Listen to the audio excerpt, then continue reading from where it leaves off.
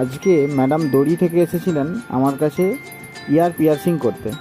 Madam প্রথমে তো খুব ভয়ে ভয়ে ছিলেন, ভেবেছিলেন হয়তো খুব লাগবে, কিন্তু ইয়ার পিয়ার্সিং কমপ্লিট হওয়ার পর যখন দেখলো যে একটুও লাগেনি, তখন ম্যাডাম যাই হোক হাসি মুখটা তার দেখতে পেলাম।